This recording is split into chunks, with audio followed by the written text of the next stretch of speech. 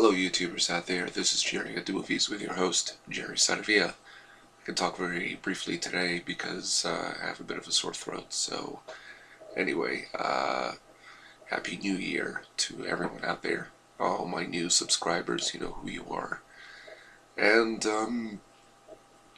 I have been able to score 2 new interviews with two distinct actors. Dee Wallace, otherwise known at one time as Dee Wallace Stone. I was able to interview her finally, and this is on my blog site, jerrysaravia.blogspot.com, and an actor that has been more of a character actor named Barry Primus, who appeared in films such as Night in the City, Boxcar Bertha, New York, New York. He also directed a very good film called Mistress that starred Robert De Niro, in addition to Martin Landau. That was back in 1992. So I've been able to interview 2 people within almost a week of each other, because it's really hard to interview people that don't know who you are. And I don't work for any paper or magazine or publicist or any sort of press that, I'm not a press reporter.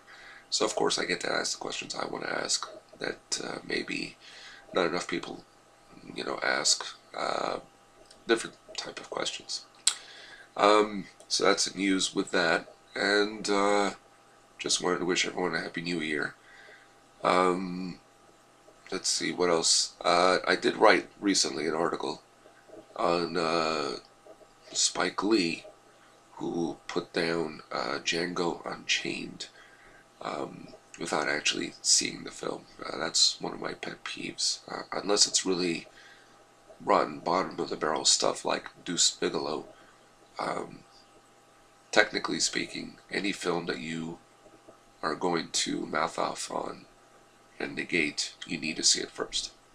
Spike Lee said he had no interest in seeing Django Unchained whatsoever, because the last thing he wants to see is a Sergio Leone take on slavery pre-Civil War, which is the time period in which Django Unchained takes place.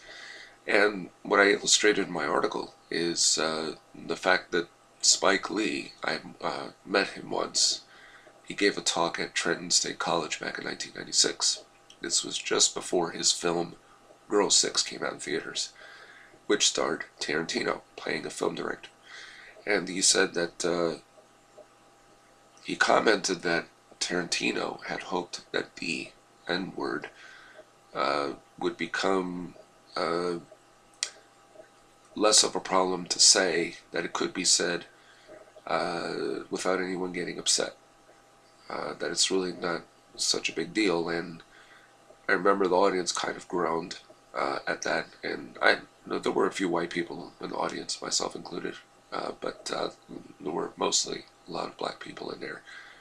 And anyway, he said that he had spoken to Tarantino while making the film Girl 6, and he said Tarantino won't use that word again. Well, guess what?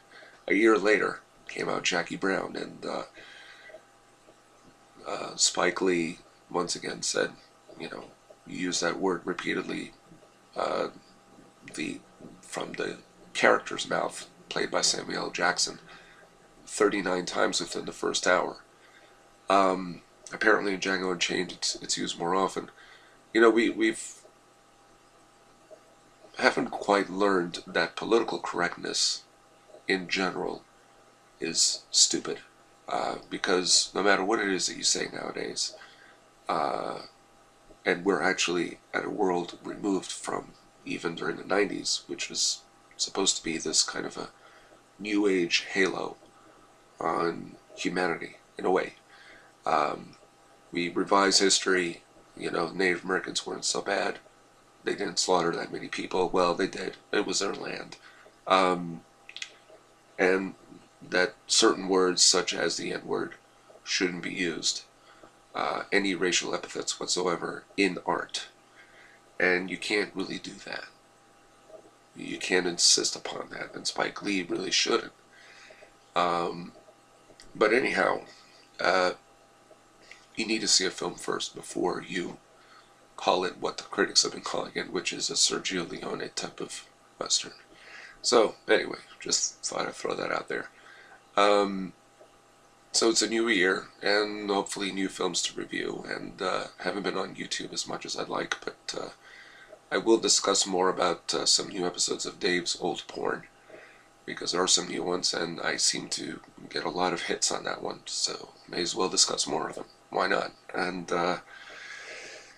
yes, and I did receive in the mail, as everyone knows I'm an Indiana Jones fan, the soundtrack collection, finally, of Indiana Jones. This has all 4 of the soundtracks from all 4 Indy pictures. And what's good about this is these are some previously unreleased bits that haven't made it to previous CD or album editions. So there's also a 5th disc, interviews and more unreleased music from Indiana Jones. So if you're an Indiana Jones fan, definitely worth getting. That's about it. I've got more stuff, but Christmas is over. It's a new year, so we'll talk more. And next time I'll talk about Dee Wallace and some of the things that she had to say that hopefully you'll find of interest. And that's about it for now. So this is Jerry at the Movies with your host Jerry Saravia, signing off.